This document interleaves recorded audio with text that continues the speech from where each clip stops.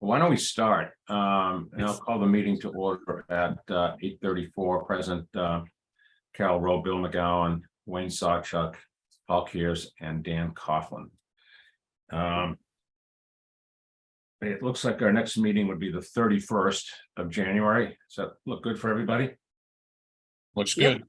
Yeah, right now it's good, so I think top of the agenda, even though it's not on the agenda, is to get Rob and Scott on to talk about. They're both on. Yeah, I know. Same. Oh, yeah. All right, Um, I gotta get Michelle in. Yeah, and to start talking about the response that we got from Suez on the membrane. So Rob and Scott, do you want to do it, and then we can get you out of here quickly? Sure. Yeah, absolutely. There's Michelle. There's Michelle.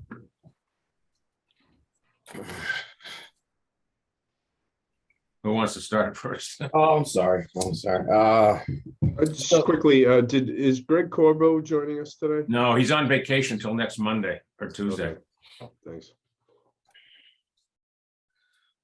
I mean, my quick comments, I'm not exactly sure what we're looking for here. I kind of just read it over a few times this morning. My first comment is they should be very well aware of the trash that's on these cassettes, or they say there's a lot, I say lack of. There is no difference between the trash that is accumulated on these membranes that we've accumulated in the past 20 years of using their membranes. There's no difference. We have the pictures to show it. I'm not exactly sure what they see when they say that there is a large amount of trash shown on the pictures. So I have one question, because I also read through that, Scott, several times. And I just want to rewind back to when we purchased these membranes and we put the specifications out. When we put the specifications out, at any time was it stated that we would need aeration skirts in order to maintain these membranes? So they came with skirts. They always had skirts since they were first put in. We were never told that we needed any specific type of skirt or any extra type of skirt. The whole new skirts didn't come into account or into play until we reached out to Matt and said, listen, we're having trouble with air. And that's when Suez Veolia said, hey, we have these new skirts. Let's change them out. And they actually sent us a couple different sets of skirts. They sent us the upgraded one because we told them that they were falling off, the original skirts. And then we received those, and with talking with Matt Stapleford from Suez, he said, hey, let's send you out these LEAP aeration skirts. So we never even put the second batch that they sent us, the updated one. We went straight, waited for these LEAP aeration skirts. And at no time in my recollection during the procurement process or during any of that, did Suez ever mention anything about these LEAP skirts and anything to that effect. Because I think if we go back to the original specification, and this is just, I'm looking for some feedback here from everybody. If we go back to the original specifications, we were looking for a plug and play membrane to what we had. And that's why we chose these, because they were exactly what we had in the past. If in fact we plugged and played these membranes to replace the previous membranes, they should have been working without any additional aeration skirts, LEAP skirts, or any additional enhancements. So from our perspective, were we not given membranes that we initially specified? I guess is my question. I think, Michelle, my understanding is, I think they supplied what was specified. And then when we started talking about how they were clogging, fouling, not working efficiently, that's where they said, well, we have the new and improved LEAP skirt that you can add on to the bottom to improve the existing. So I think they gave it to us. We communicated it wasn't working well, and then they went for their upgrades. Okay, Similar to Scott's understanding, I read it a few times too. I've highlighted a bunch of things, and I don't want to say there's half truths, but it's kind of half truths in the whole thing. You know, they hit certain milestones, timeframes, items, but I don't think they're necessarily as clear as they could be. And I think one of the first steps is Scott and I need to really sit down and go through the stuff I've highlighted. You know, because like he said, the trash on the membrane, every time we pull them, we clean them. And then they're saying, well, we reached out to the operators to help them improve performance and said the first thing you do is clean them. I'm the one that told Matt the first thing we're doing is cleaning them all.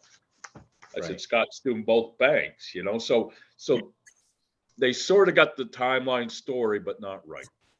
And that's probably the first thing we got to sort through. but You know. so either way, Rob, when you read through the specifications and the warranty, Uh-huh. so even if they're saying under the warranty, they're essentially saying they're not going to warranty them. But we do have a claim that they have to warranty them for a 10-year period up to a certain prorated point. So I guess we just need to talk about what are the next steps. Do we want to continue going back and forth with our representatives from Veolia, or do we want to get legal counsel involved and have something written up and sent over? I guess my question to everybody would be, now that Scott's got them all cleaned and they're making water again, would it make sense to bring in their tech support team and say, look, here's where we're at. We cleaned them once again. Here's what we're making. What do you suggest? What could we do differently? Do we take the route where we bring them on site and talk? Or do we just go to the attorney? Well, I think we should. that- I think we should try to exhaust as many options as we can. I mean, at this point, you know, we're trying to fix these things. And I have two specific questions of Woodard and Curran that you, Scott or Rob, can answer this. Yeah. What is the definition of trash in your is it just stuff that it accumulates on the membranes? And second, as far as Woodard and Curran is concerned, are you hearing any other problems within installations in the States for a membrane that is having issues with these guys? The only installation that I've heard of that we're not involved with, except for indirectly, is in Massachusetts, where they put them in, and in a very short period of time, they were found not making water. And it's not our operations project. Our Yeah. engineers are indirectly involved with the town, and it just came across. And I forget the exact town, but I can find it in a second. It's up north from you guys. Yeah. That's the only one that I know of. I don't know what the outcome was. And then, what Is was the other it question? Concord by any chance? No, Okay. it's, after the meeting, I'll look it up and I'll All send right, it to no you. problem. So when I read it, I didn't see anything in there about a 10-year, Michelle. The letter that I read said that they had a 2-year, we exhausted a 2-year portion of the warranty, or we told them, you know, too late, too little, too late is how I read that letter. How was that 2-year part of the 10-year? I didn't see anything referencing a 10-year in that letter from them. So the original specifications that we sent out indicated that there would be a prorated 10-year warranty. I don't have the language in front of me, but I can certainly pull it up and send it to you. Okay. Yeah, I mean, this is something for Greg, obviously, because I think there's two things that we are in pursuit of. One is we need to exercise the warranty to cover the expenses and come up with a solution. The other part is, Scott has done what's called containment, right? So he's containing the problem. We're looking to them for the resolution to the root cause. They're claiming the root cause is because we're allowing too much trash, or we're not maintaining it properly without the airflow type of situation. But you know, in fairness to Scott and his team is, you know, they apparently knew that the airflow situation was a problem because they had a revision to their system that said, oh, if you have that problem, here's how we address it now.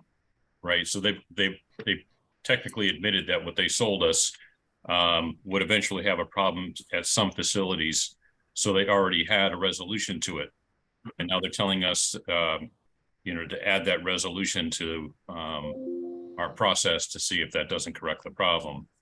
And, you know, to what expense that is, should be all be covered under the warranty. So you know, I don't know what we're looking for in the warranty other than to cover the capital expenses and any additional labor that the sewer commission is going to be charged by Woodard because of this situation. Michelle, is there any provision in the warranty or in the specifications that went out that in the case of some sort of failure like this looks like to be, that we can get a replacement? So you'd have to identify failure, and that's, I think, the sticking point from a legal perspective. Because they really haven't failed, they're just not performing to 100%. And there are a lot of safeguards within the specifications and within the contract. I'm trying to pull it up now so I can tell you exactly what they are. But is Dan Coughlin on? Yes. I think he would know best because. And the other thing I'm thinking about, while I jump around, is that I'm thinking of getting to Greg on Monday, and perhaps next Thursday we have a session just on the membranes, if that's amenable to everybody.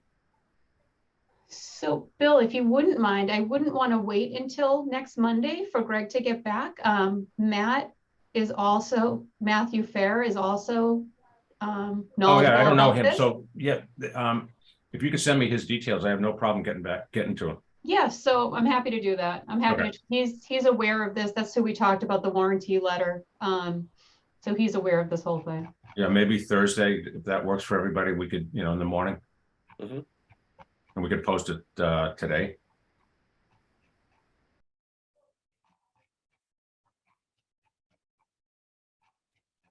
So Michelle, you You are want me to- asking, You want me to set up another meeting for Thursday?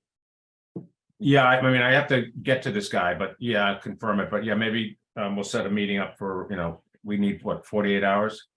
Yes. Yes. Maybe 11 o'clock on Thursday, something like that, by the time you get to it. Okay. Thank you. So sorry, yes, Dan, I was asking about that. If I recall, reading a 10-year prorated warranty within the specifications. yeah, there was a 10-year prorated warranty as part of the minimum bid specifications. As you remember, we did a bid solicitation so that we did get multiple proposals for membranes at the facility. And basically the Suez, or the ones essentially the same manufacturer that we have, was selected.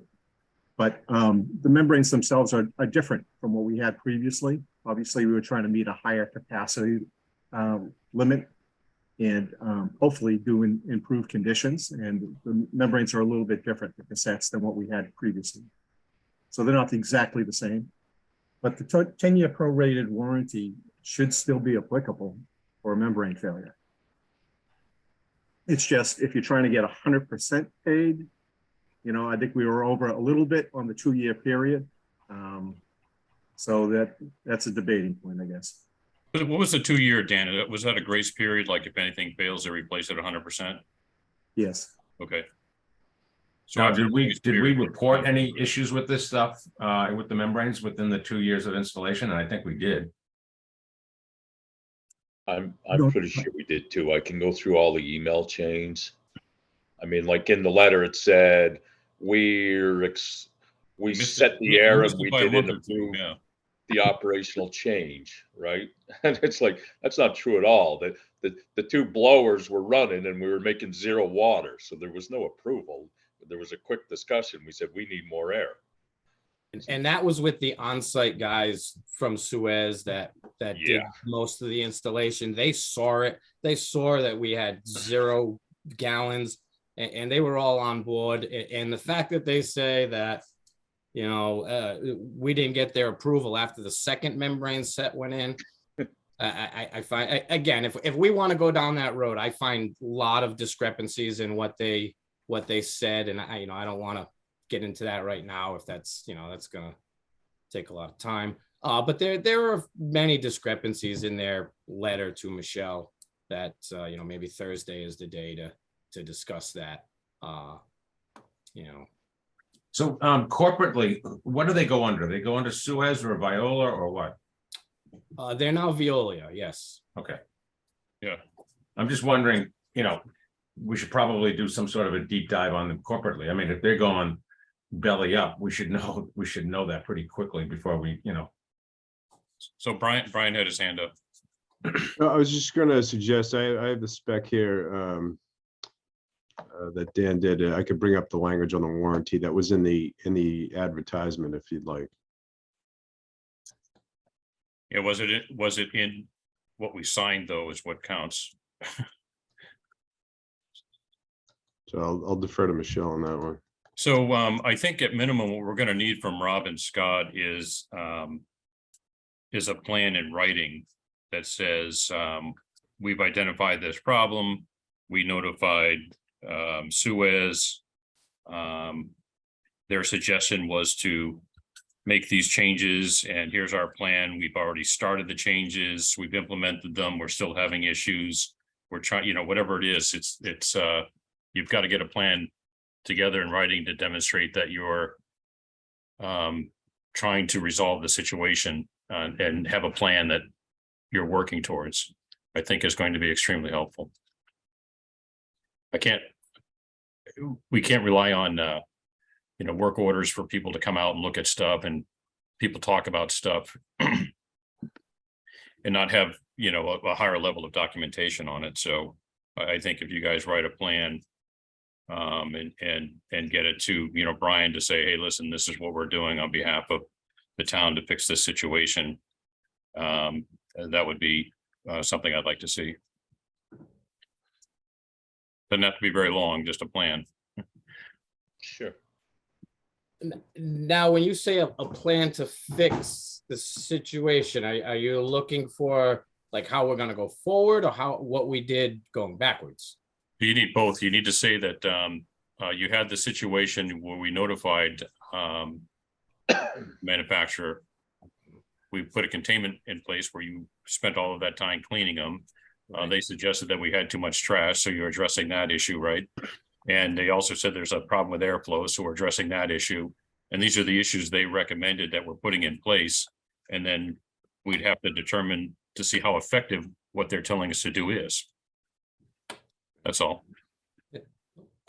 Absolutely. I mean, the back part is kind of already written. We Okay, that's fine. Yeah, so everything to Michelle earlier. okay, So that's no problem. We can do that. okay.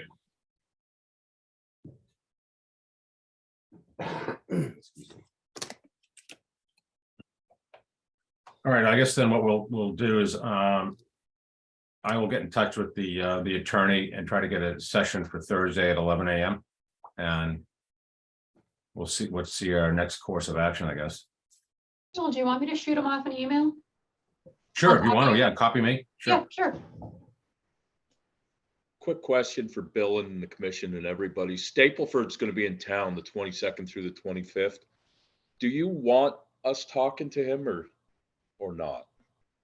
I'm leery as to what I say and not say without knowing what you would like communicated. Yeah, I don't know. We might want to, that might be a question we would pose to the attorney and say, what do you want to do on that? I mean, I hear what you're saying. Sometimes as much as you want to get information from the vendor, it's not appropriate to talk to them if we've got, legal guns starting to get stacked up against us one way or the other. Right. So, Yeah. Okay.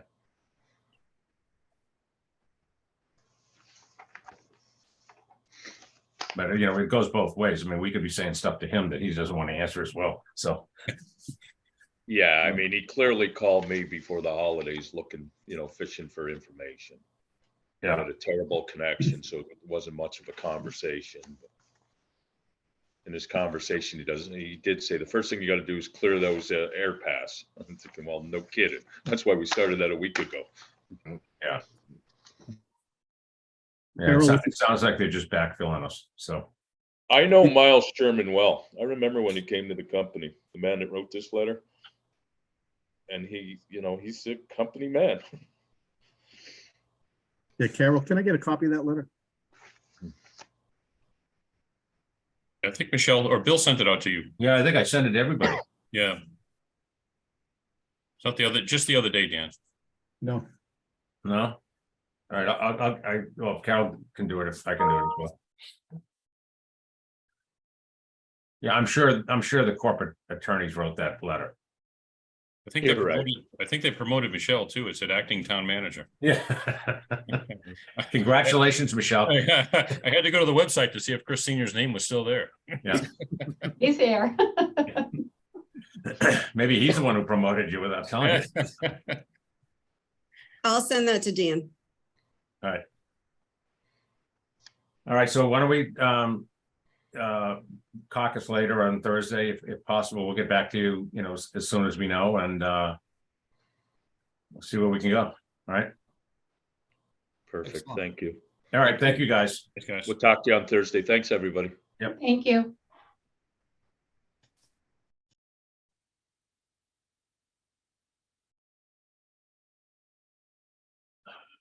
I just promoted Denise. He was going to review the abatement. You asked him for more information. I forwarded that to you this morning. Right. And I haven't read any of it yet, because we got Okay. it Saturday at whatever time, that's when it was sent. Wayne had the questions on getting the additional details of what it was before, what it was after, what the delta was. Yeah, and I did see a spreadsheet that talked about things, but I'm presuming there's backup, so we can go back and see the billed amount and adjusted amounts that's there. But I don't know what we can talk. I haven't seen any of the information you sent. I got the email certainly, but I haven't had a chance to read it yet, so. Let's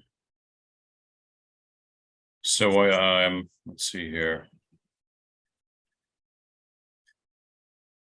Would you guys, hey guys, would you prefer I come back on 131? I just, what I provided was just copies of the water bills to back up the math, and then just some additional context to help make it easy to sort of like understand some of the background. Yeah, it might be better. I mean, I'm going to just speak for myself, but yeah, I'd like a chance to go through it before we talk, so. Yeah, it's basically looking for $1,900 abatement. Yeah. And it's got the details there. With the water readings, copy of the water bills, and basically sewer usage and normal usage. Yep.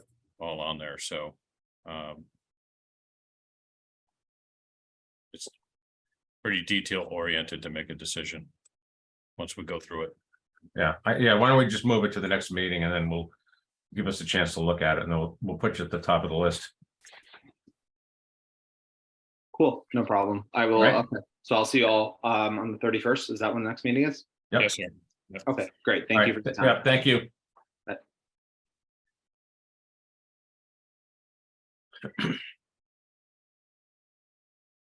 So I think we have an update now on CJC.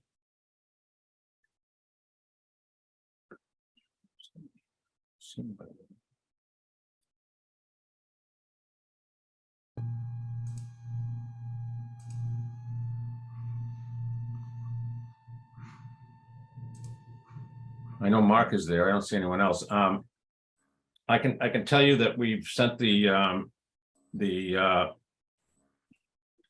proposal on the meters and reading to Greg, just to get a final check on it. And as I mentioned earlier, he's on vacation until Monday or Tuesday. And I think we can just ask him for, his comments, yay or nay or whatever, and and then circulate that amongst the board. I don't really, I mean, I don't know what I'm looking at when I read it, so I mean, it's kind of Greek to me. Yeah, we'd No, ask Dan and Wayne to review that process with Mark. So Wayne, any updates on it? Well, not really. I think we're sort of at a standstill in terms of what the presentation was the last time we had a meeting and stuff. So, meaning I haven't been contacted in the last couple of weeks or anything about the progress that it is today. Meaning, what's happened since the last meeting, basically. So I'm not a little bit in the dark. Okay, so Now maybe Dan has some comments on it about what the status is now. Yeah, I haven't received any updates as far as additional work being conducted at the site. There was just a little bit. They basically added some drains on the hatches that weren't supposed to go into the drain or into the wet wells. But beyond that, I haven't heard anything as far as additional work at the site. Mark was able to put together a draft about a week or so ago of a quarterly reporting form, and I did send him back, an extra sheet for that this morning. And basically all it is basically weekly readings. And I would typically recommend that at least for maybe the first 2 years as the facility is getting underway and occupied, we do get those weekly readings. And then after that, I think the applicant or the user can apply for a reduced frequency. But I do think initially we need to get some weekly readings to try to replace some of that data that we were hoping to get with the flow monitoring devices. Mark on there, okay. If I was to make a decision or make a recommendation, I don't think weekly readings are necessary. I think it's just more data that you're trying to collect, and I don't think it's going to be useful to the town. Monthly reading will be fine. If you're worried about II, the system was tested for infiltration and also pressure testing for the sewer lines, gravity lines, and the tanks. The site was an old leaching field, so groundwater is deeper than the lines. We didn't experience or see any groundwater while installing the tanks and or the lines. So I'm not sure what you're trying to achieve by doing weekly readings. We're still using a lot of existing lines in the system, and those obviously haven't been pressure tested or. They were tested. The existing lines? Yeah, they were tested and videotaped. The existing gravity lines were pressure tested? Yes, they were all tested. The tanks were tested, the grease traps were tested. I'm talking about the pipes. Pipes are tested too, sir, yes. Yeah, no, I haven't seen any pressure testing for the pipes. But regardless, I think from the perspective of having this new addition, a commercial institution in place, I think seasonal variations in flow, I think wet weather influences, I think all that needs to be evaluated. Well, the seasonal flows, you're going to have water meter readings, and they're live. They're portable water meetings. You're going to get them every month. Right, but it's very difficult to assess it in terms of wet weather events. At any time, you can walk up and read a water meter at any given time. If you're not necessarily, from our perspective. We don't have access to the site necessarily. Mr. Coughlin, and we're at a difference of opinion. This is a decision that Mr. Stasko has to make. No, it's a decision for the board to make. And I think from my recommendation, I think weekly readings for the first 2 years is warranted, and advisable. So we can leave it at that. And Mark, no sense in going over the cloud ground again, but I mean, we're basically making a concession to an agreed point in a contract. And I think that if we make a concession, we're gonna follow the direction of our engineer, and no rocks at you. It's a difference of opinion. So, and I think, I certainly don't have the acumen to make a decision on this, so we'll go to Dan and say that, but I think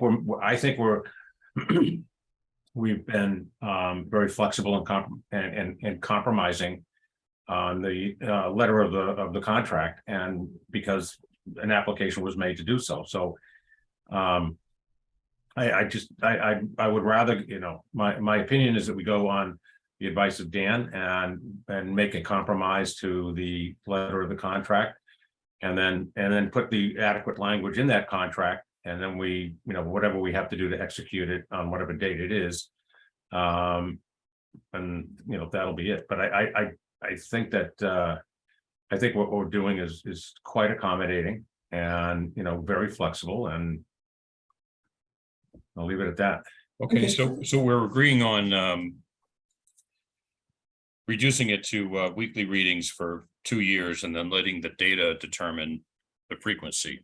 And then if it's not necessary, we extend the time. Okay, so this decision, along with the forms, Dan, that you had drafted or have edited, we'll wait for those to come back and submit those to Greg to see how it has to be amended on that section. I don't know the legalities, Paul, about it, but I would suspect they just put some sort of codicil to the contract that, okay, go back to this paragraph. Here's what the remediation of that paragraph is. Yeah, so I'm saying is we just got to get to Greg saying it's going to be 2 years of weekly, and here's the form we're going to use. Go ahead and we have to amend that section. Yep. Yeah, I Okay. can certainly send that to Greg. Okay. Pardon me? I can send that to Greg. Well, that's fine on my point of view. Just to close the loop on this, so this is, the agreement's going to be changed by the town and sent over to Mr. Statsko for signature with I think what'll happen, Greg will change the language. We'll take a final look at it. Pardon me. And then it'll go to Mr. Sasko's attorney. So Yeah, so we'll change we'll draft with Greg and change the frequency of reporting, and then the form will have to be approved. And then we vote on it. All right, fair enough. All right. Yeah.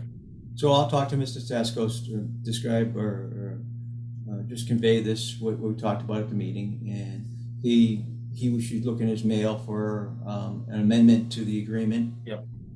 In the near future.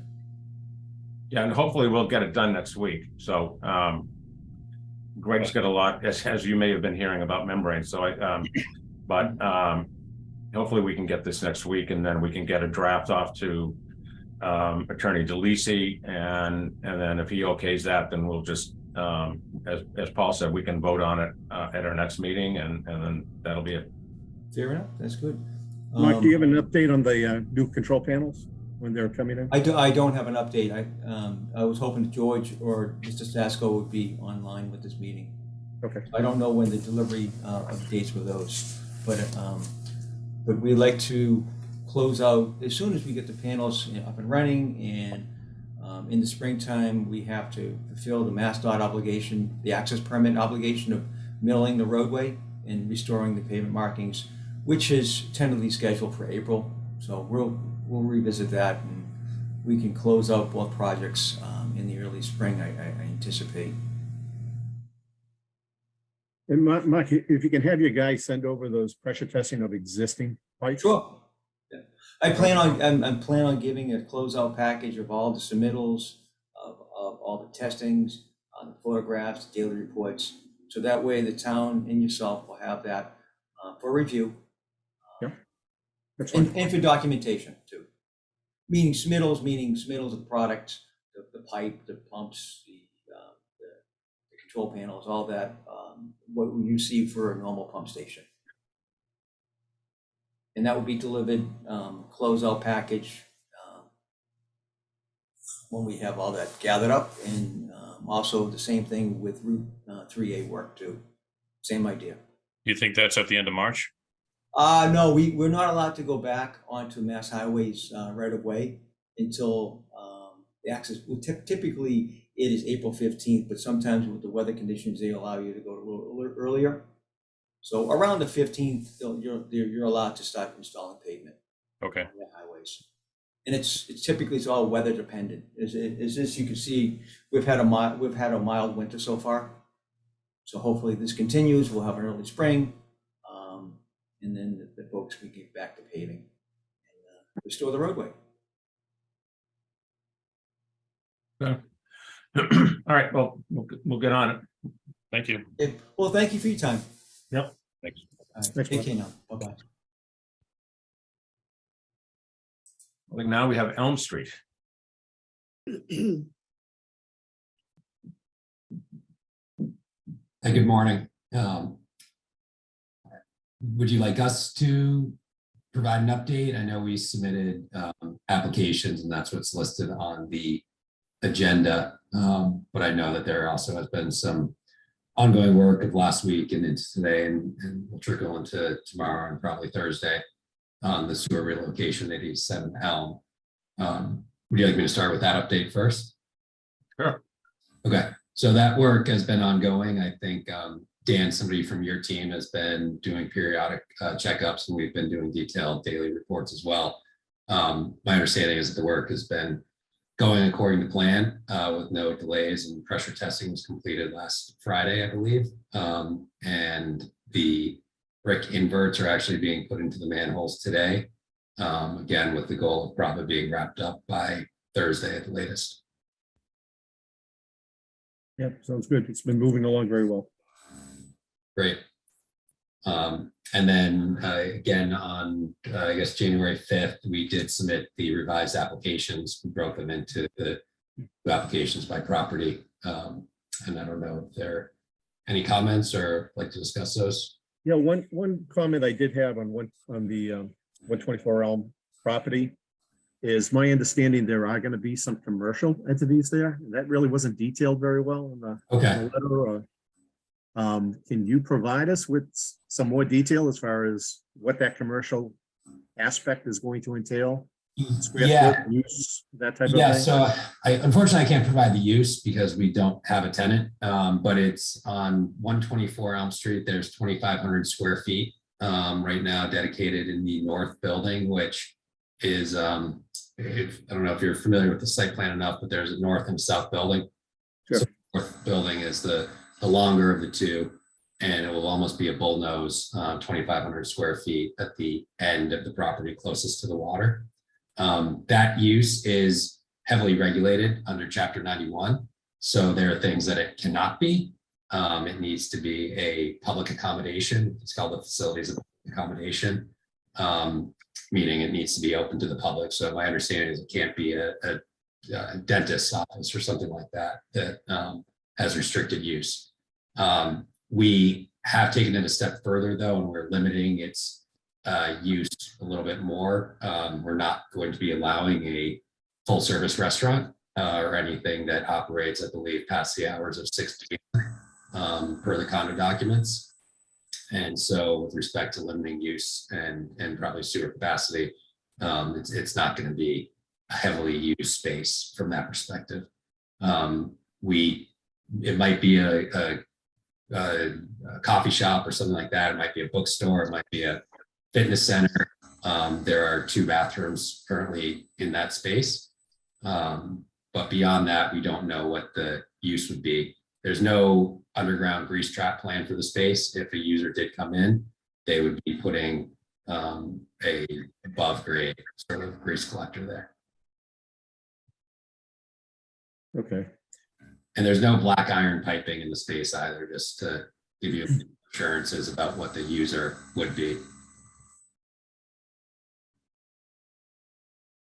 And just so you're also aware, Dan, these buildings are post-tension concrete slabs at least, so you can't core through these in the future. So we've really, it will be quite limited for anybody's ability to add any type of black iron. And again, and that type of use is really restricted through the condominium documents. Okay, that's really the only component that we don't have a quantification of flow for, generally speaking. Carol and Lisa were able to dig up the old assessor listing of the properties. And generally speaking, I think the previous uses that are defined in the applications are pretty accurate regarding the number of units. I did look at the flow records for both properties as well. And generally speaking, the flow use was pretty low, even back in 2011, 2012 era, where the records had gone back to. So I do expect that even though the EDU count may have decreased significantly from what we normally calculate for the properties, I would anticipate that the max day flows are going to be pretty close to some of the average flows that we've seen at the property being generated in the past. But generally, it's not going to be an increase in flow. So I don't see any real issues as far as moving forward with kind of a swap in this case. So Dan, do you think that what the average flow rates were from 2011 to it was most active? Do you see these units equaling that or increasing from that? I see it probably being lower than those numbers. Okay. What we, if you look at it on a max day base, which is the projections based upon bedroom counts and fixtures and that type of thing. Yeah. The max day would be pretty close to the average that we were seeing previously, in my opinion. Okay. So basically the flow should be less than that.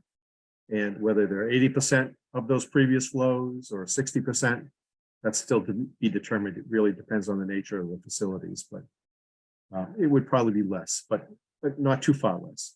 Okay, and then and that was for 124, and with 87, did you get data from that as well? Yeah, and pretty similar as well. So if you added the two together, the two datas for old and the two datas for new, we still wouldn't have an increase from what the.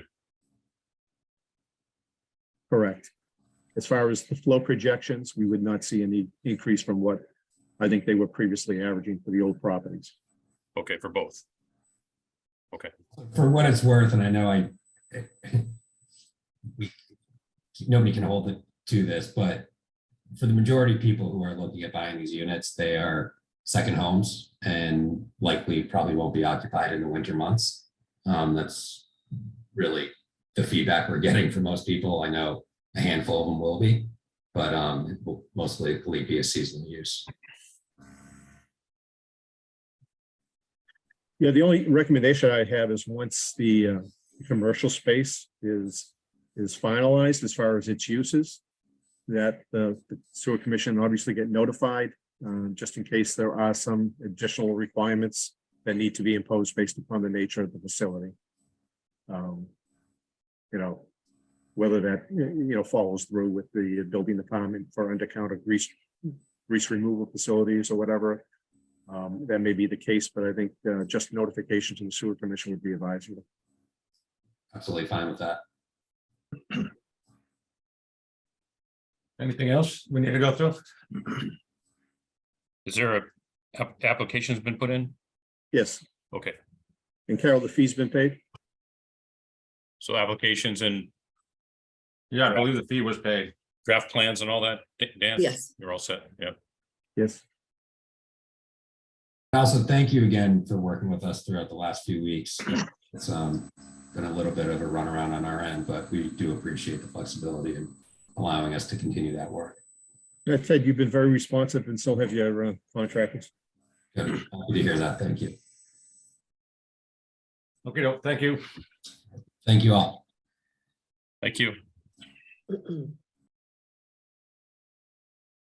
I don't know if you want to actually take an official vote to approve the applications, but that would still be pending. Yeah, I haven't even seen it. Yeah, Okay, next time. yeah. We just got a confirmation on the EDU counts from John Hanlon on the based on the plans that were submitted. So they basically are there. And Carol, can you make sure that everybody gets that? I know you sent it to me. Yes, Okay. And I did copy you, Dan, just a minute ago on it. I just got it. So Okay, thanks. so that's fine. I think they're doing the right thing. The last thing on our agenda is regional sewer, and a very quick update. I got an email from Rosemary over the weekend that we should have our report next week. So she's got something to deal with. She's got a question to both towns. I don't know what that question is. And then she'll get a report out to us next week. And I'm going to ask her to come at a future meeting. So give us some, like maybe a week or 2 or 3 to review it and then have her come in and we can ask her questions on it. So the one she sent us December 23rd. That says draft on it, is that? She's redoing it somehow. I think she went back and basically checked, did an assessment of all the homes that might be affected in the area, that kind of thing. It's just sort of polish the data. Okay, Should we be having some sort of a community input time? Because it's still like, this seems to be sort of secret and people have been calling me up and saying, what's the story? What's the timetable? What's going to happen? I think we talked about that a while ago, but yes, absolutely. We don't want this in a vacuum. The other thing that we need, that has been going on is that the select board has been dealing with this Situate Select Board, which, we have no control over that certainly, but I want to be sure that, and one of the questions I asked Greg specifically is what kind of autonomy does the sewer board have in negotiating contracts and things of that nature? I know that now I wasn't on the board when Hull, the intermunicipal agreement with Hull was done. Wayne, I presume you were. Mm-hmm. So was it the sewer board that negotiated that contract with the select board approving it, type of thing? I think it was, but it was sort of a different circumstance, meaning, yeah, I would say that the sewer board did it, the selectmen had to approve what we did. Yeah. Now, my part of my thought is that, let's say at Brewster Road, there's 60 houses in there. If 30 of those houses called up and said, we want to have sewer, and it's right next to the line that we're proposing to do, how does that get handled? You know what I mean? In terms of, do we do something more on our side for sewer, or are we going to let, and of course I saw the latest comments were the sort of try to reduce the amount on both sides so that there'd be more capacity and stuff for the future and everything. So it's that type of thing that I'm sort of concerned about. Mm-hmm. Yeah, that's why I was thinking about, because I've got questions as to, where do we go, and you hear all sorts of rumors that, all sorts of developments going to happen in North Situate and what have you. What are they going to be sending to us? And in light of the fact that the membranes are, compromised, what are we going to be able to do? So I think having a session, obviously, announce it, that the only thing we really discuss is this piece with Rosemary and her team and whomever else wants to join in and start going over all this, because there's probably thousands of permutations that we can look at as to who gets connected, who doesn't get connected. We've had that gentleman who came up wanting to have his condo connected on, I think, Beechwood Street right by 3A. Yep. So there's a lot of folks that are looking to either get connected or like, why are you doing this type? Because I get the same comments, and that's just my idea. I don't know what you guys think about it. Yeah, I think it's important because we will be the ones at the central, right on the plant to process all of that sewer from Situate and Cohasset. Yeah. Hull isn't processing it. They're just collecting almost like the gray water that is already, or they connecting the sewage from North Cohasset, which is replacing the sewage which is coming from Situate. And are those, is the content of the sewage the same? Like you were saying, you don't know what they might build on the North Situate or something like that. And so what is it? Is there a cleaning company moving in there or something? Yeah. No, I don't. Yeah, I don't know. And I've always heard that somebody wants to have an Italian restaurant at the corner there, and I remember my first days with the sewer board when De Niro's was always having an issue with their grease trap and their this and their that, and yeah, so you're right. It's we don't know what we don't know. So, and how do we fix it if we don't know? So. One thing I can clarify is the IMAs were all signed by the sewer commission. essentially, and basically the town accountant and town clerk. Selectmen were not party to the IMAs previously. Oh, for the, for Hull? Correct. All in here. Just a point of clarification, I have the copies of some previous documents for the intermunicipal agreements for Hull, Hingham, and the extension for Hull. They were all executed by the sewer commission only, certified by the town clerk, and confirmed that funds are available from the town accountant. So there was no select board or town manager signatures on any of the documents. Wow. okay. I don't know if that's changed since then, but that's Yeah. That's it may- your black it book may- there, Bill. So Yeah, that's here. If you, I was wondering where that went. Yes, it's here. I'm not sure if you guys have recall, but there was a litigation between the sewer commission and the select board regarding authority in certain aspects. Oh, Yeah, really? And that litigation played out where the town manager or the selectman had final domain over certain aspects. So they may need to be signatories now. It's something that needs to be discussed with town council probably. yeah. Do you have anything you can send us, Dan, on that, like when it happened, potentially? Yeah, I'd probably have something. I wonder who the town manager was. I can guess. Mark Haddad. Huh? Mark Mark. Haddad, yeah, okay. So he was having conflicts with a few folks at that point. Yeah, I mean, that was the period of time where we wanted to put in E1s and, or the sewer commission wanted to put in E1s in North Cohasset, even though they were slightly more money. And more money than what was originally appropriated. And basically they forced us to rebid that and pick the low bidder, which was the Interon pumps. And we know what happened with that, so. Yeah, we do. One thing I'd like to do is, once we get this report from Woodard on this theoretical regional sewer plan, which is basically just hooking North Situate up to South Main, I think I'd like to take a look at our own plan of what we're doing for South Main Street, because this is prior to my coming onto the board, where the board made a decision to do that final extension around the total area to contain what they felt was contaminants for any of the waterways. So the plan, I'd like to see, we'd have to probably update whatever that plan was that said that we're going to go ahead and sewer South Main. It hasn't been done yet, probably for financial reasons, I guess. So once we have our own plan as to why it makes sense for us, then adding Situate to it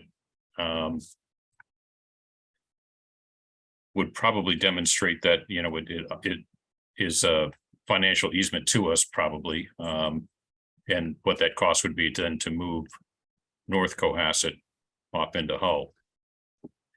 And then Wayne, I think at that point we could, have public forums where we kind of educate people on what it means and the reasons why the decisions were made and get input from everyone. I don't know if that's something that we have a plan already in place from the prior decision to go ahead and sewer South Main. I don't think so, and I think that part of that decision about whether we did it or not was when we started looking at the fact that even if we sewer South Main, if the goal is to clean up the Gulf, Yeah, we're only dealing with about a third of the stuff that's going in there, and the rest of it's coming out of Situate. And particularly when they had a restaurant there, and which is no longer there, but which Jamie's and what have you. But and then I think that we got discussions with the select board and with the town manager, and who were looking for us as a potential solution, because I don't believe they can add anything more into their discharge into the North River, which is forcing them to do something on our side of the fence. So, but we're gonna have to figure out the money, certainly, and what Jim Boudreau has told me, and he's told others, is basically between a system of grants and both state and federal, that something to the effect of 90+% would be paid for by these folks, and the rest would be borne by, I think it should be borne by Situate, because they're the ones who want to do it. And if we want to just sewer self-main, we do it ourselves, but if they want to connect to our plant, then they pay for the whole thing. That's just my opinion. I think that people have to realize that it's going to cost a lot of money to do it. And if we don't get the funding, it probably isn't going to pass because the people won't want to spend the money. And in the past, remember before Little Harbor, it was a 50-50 split. The town as a whole put in half the money, and then the people on the system paid the other half. And then when Little Harbor came in at 100% was paid by the people. And I don't think the people necessarily on South Main Street want to take and pay that. So without the special funding, it's not going to happen. I think you're right. So, because they're not under, it's not, some people are going to say it's not their responsibility to clean this up because the pollution's coming from further away than North Situate and in Cohasset on South Main Street. Yeah, I mean, and this is just a thought, maybe we just put, a pipe down South Main Street, as conveyance, and whether people want to hook up or not is on their own, But that probably could happen if you're getting 10% or so of the cost and 90% is paid for, that would, But on the other hand, the people putting up the 90% are going to want to insist that everybody who is hooked up. I know. Why did they spend the money to build it if you're not going to connect? Yeah. Hey, I'm a Little Harbor guy and I don't even have a view. But you got sewer. Yeah, I got sewer, all right. And by the way, that leads to the other part of it, is if you're getting grant money like this, would you look at a Brewster Road and say, wait a minute, I can get this sewered for, only going to cost me 10% of the cost. Isn't that the time to do it? Yeah, no, I think we try to, just my opinion, certainly, I think we try to put as much as we can think of on the table, and then we pare it down as we have to, but I think we should look at everything. Right. And by the way, the final thing to look at is, do we need to put in a pipe that goes directly to Hull from that area? So that it's not going through our treatment plant, so that it'll carry all what we want to do. You know what I'm saying? Don't we have a pipe that goes now? Well, we do have a pipe. What is it? A 4-inch pipe that goes from North Cohasset to Hull? 6-inch. Oh, 6-inch. yeah, from there. But I'm talking about a direct connection for the raw sewage to go to Hull.